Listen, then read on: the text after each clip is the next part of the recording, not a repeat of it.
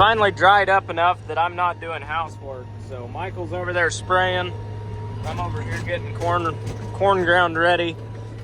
He's spraying Gramoxone to kill anything that's left, and then also spraying some Realm Q, I believe, which is a residual to keep anything from coming up.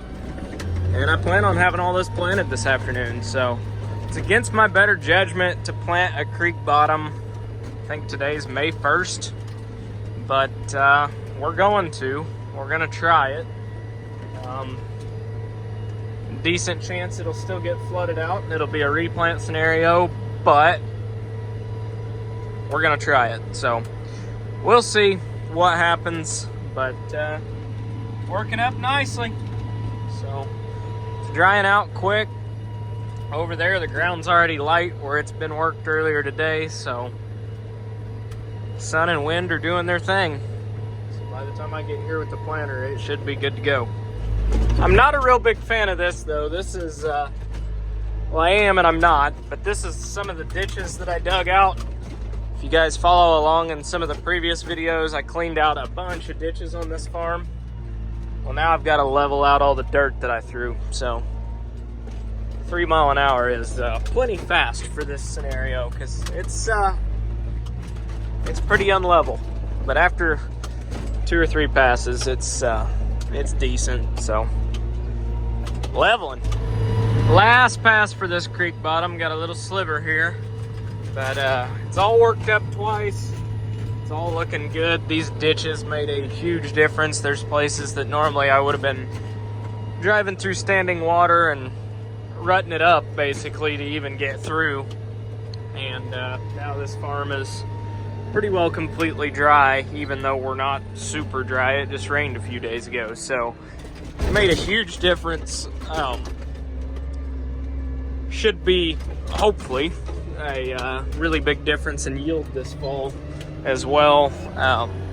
It's really, really good dirt. It's just very poorly drained, so hopefully spending some time with the excavator down here definitely helps the yield out. I would say in this bottom specifically, not the north side of the farm that's hilly, but in this bottom, I would not, even conservatively, I would say I'm gonna have 30, 40 bushel better corn than usual. And in places, it'll be 100 bushel better. And I'm not exaggerating that, because in places, a lot of times, it was 50 bushel corn, if it was even anything at all, just because it would drown out because it sat so wet. So now that the water's draining off of it, should actually maybe have a crop down here. So like I said, it's really good dirt. It needs a lot of work.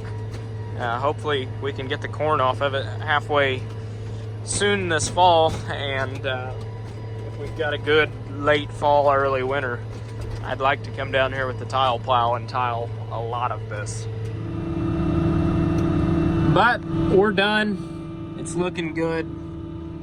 It's almost halfway powdery, so yeah, should be pretty good corn as long as the weather cooperates.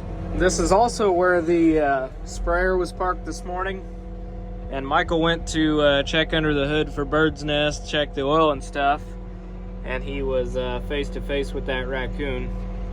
Let's just say the raccoon, well, he lost that battle. So it's funny enough, he actually shot it with a nice pretty pink 22 that's my wife's, that just happened to be the handiest thing laying around. So coon died from a guy that shot it with a pink 22. What a way to die. And to the next one we go. Whoops. What a unit. These things may be old, but they still put a pretty good crop in the ground for me for several years in a row. So I can't complain. I'm planting into basically my favorite type of thing to plant, which is a stale seed bed. This was worked last week. It's got, I don't know, about a ½ inch of rain on it. And It's crusted back over. It's dry on top, but there's moisture right underneath. It's nice and smooth, so it's mellowed out. And it's just planting beautifully. So really couldn't ask for any better right now. As long as that creek doesn't get out and basically make it where I'm down here a second time with the planter, I'll be happy. It's already begun. I've got a row that ran out of seed, and I'd say this is gonna happen a lot, unfortunately. It's coming down to the wire. I'm gonna go ahead and put some seed in here just because, but I don't know that 4 bags is gonna finish this field. I don't think that it is. So there's 24 acres back here, and a lot of it's end rows, and I'm done with the end rows, so I'd say there's more like 16 acres left. But I don't think I'd have to have half a bag per box, and I don't think that's quite half a bag, but we'll see. But you can see this is planting beautifully. See my seed trench there. Obviously it dropped more seed because I stopped right here, but about 2 1/4 inches deep. Dry on top, nice and crumbly.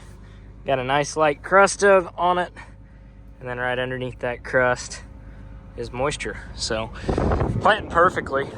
Couldn't really ask for any better conditions. Hopefully this stuff's shooting out of the ground this time next week. It took scooping one little handful of seed at a time, but all the white corn is planted. So I want to say we've got like just shy of 300 acres of white corn now.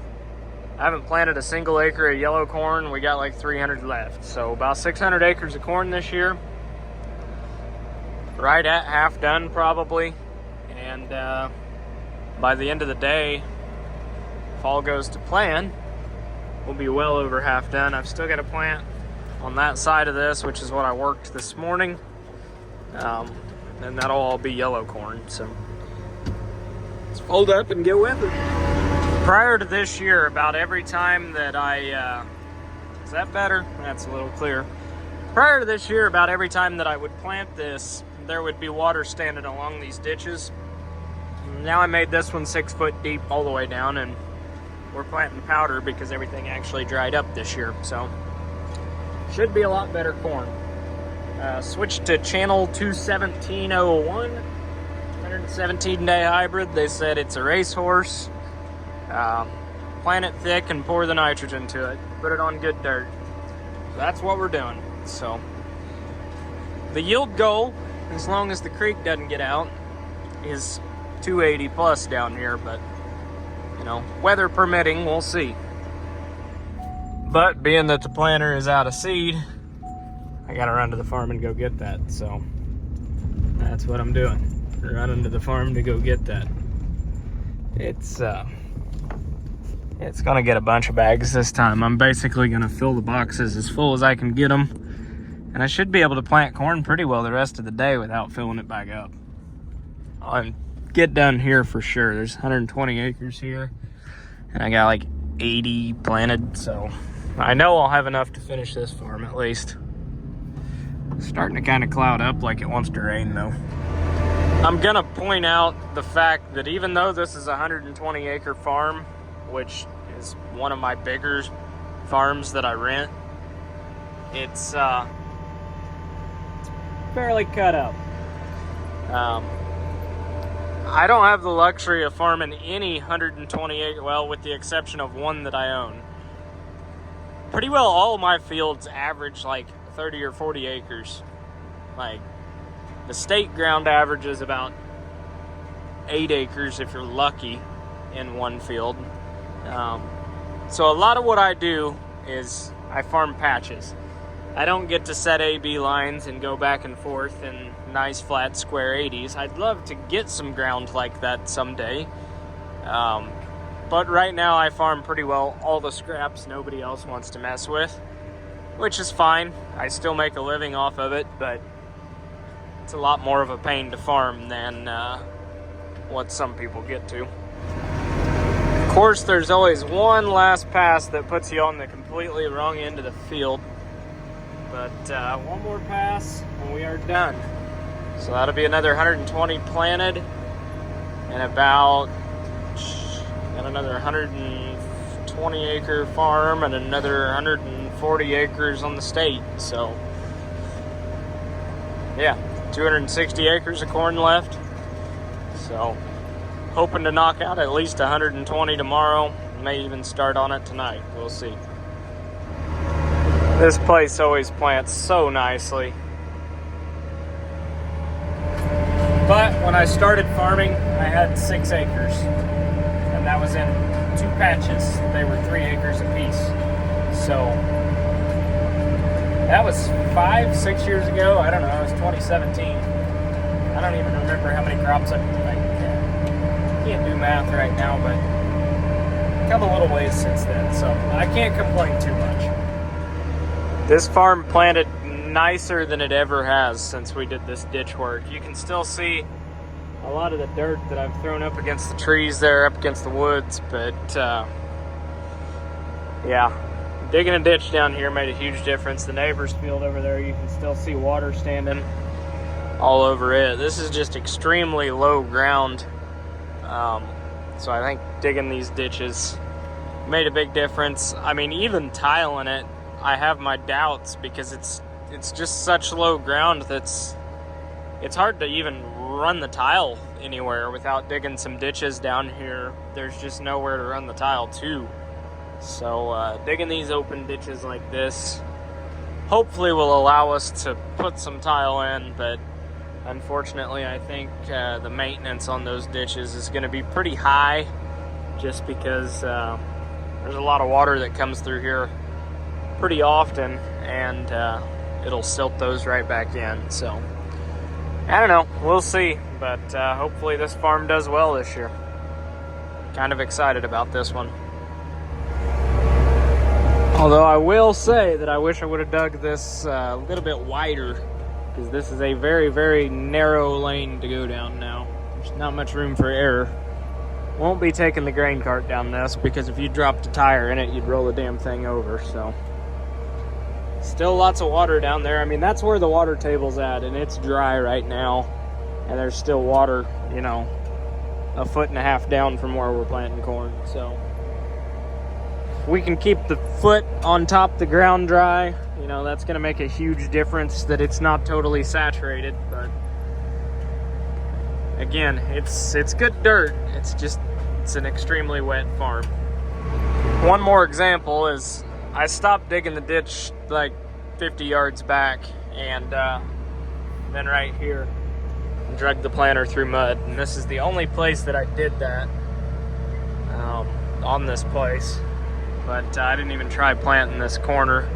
1, because there was water standing there, and 2, because this tree fell and I haven't had a chance to get it cleaned up. But I mean, it just doesn't make anything in a spot like that. So making some ditches hopefully help this place out a lot. The whole place is planted and sprayed, so the next thing to do is get up here with the bush hog and make the roadsides look pretty along the interstate and highway. Then it'll be side dressing it, probably post-emergent side dress, but fingers crossed the weather just treats me right, because it kind of screwed me on it last year. This made like 5 bushel soybeans, so I've also had to make like 85 bushel soybeans, so it's high risk, high reward type stuff. Morning. Planter's greased. Swapped out a couple closing wheels that had bearings out, and packed a nutritious lunch of oatmeal cream pies and cheesy crackers. Got a thermos full of water, fuel in the tractor, and still have a small hydraulic leak, so I topped that off. So we're on to plant the reclaim ground today. There's 120 acres. I'm gonna go get that planted, and then all we'll have left is the corn on the state, which is 140. So I'm going to try and get the reclaim ground done today. I should be done by 4 or 5 o'clock if all goes well. And then I'll have the state ground left, but I don't think I'm going to plant that today. Michael's going to be spraying it today. And I'm going to jump on the 90 horse, the 5230. It's got a PTO ditcher on it. I was getting stuck in traffic. But anyhow, it's got the PTO ditcher on it, and I want to get that creek bottom ditched, and possibly the reclaim ground in a couple spots, cut some ditches as well. That way, all this rain we're supposed to get should drain off a little better. So, doing that in a creek bottom makes a big difference. So, we're gonna try it. This is probably one of my favorite roads in the county to drive down. Not a bad looking lake. And the reason the water's so blue is there is absolutely no mud or dirt in the bottom of it, because that's complete rock in the bottom. That was a coal mine pit just a few years ago, and they hardly even closed it up at all. They just kind of left it open and let it fill up with water. It's very, very deep. Well, I'm getting along good. I'm in the long rows, got about 85 acres left, but I'm running out of seed, and I got out to check, and I've got a closing wheel frame that looks like this. So I don't know where I got into mud, but I'm guessing what happened is I hit a rock, because there's a shitload of them on this farm, and it sheared a bolt. So Michael's bringing me seed. I don't think it tore the frame up at all. Take the spring pressure off here. I don't think it tore the frame up at all. I think it just sheared a bolt, and then the other one fell off. So easy enough fix. Just gotta do it. And there's our seed. So got my lids open, just been sitting here wandering around the field waiting. Filled back up. We've got about 3.5 bags in every row, so I should be able to plant the rest of the day without filling up. So got 91 acres done here, so about, I don't know, 30 or 40 more, I think. And then we'll head out to the state ground, and that's all the corn we got left. And speaking of rocks, there's another one. There's pretty well more rocks than there is topsoil on this farm. It's reclaimed ground. I bet that doesn't stay there. We'll put it there. This is basically pointless to even plant. It might make 100 bushel corn. It's basically a glorified food plot for deer hunters. It's just white clay. We've put like 4 ton an acre of turkey litter on it every year. I've farmed it, and a bunch of lime too, and it's awful dirt. So doesn't really grow a crop, but it's part of the farm, so I plant it. But really need to put it into like alfalfa or hay or something else other than row crop, because it's a pain getting equipment back here, and it's not even really worth farming. So I don't know, we're planting it anyways. It's like, I don't know, it's probably 10 acres back here maybe, but it's not worth farming it. Another 140 acres done, so all that's left is the corn on the state ground, and we are done planting for the year, other than some double crop soybeans, but those don't really count. So yeah, it's pretty back here. I got dirty windows, but heck of a sunset tonight. But need to clean my windows tomorrow.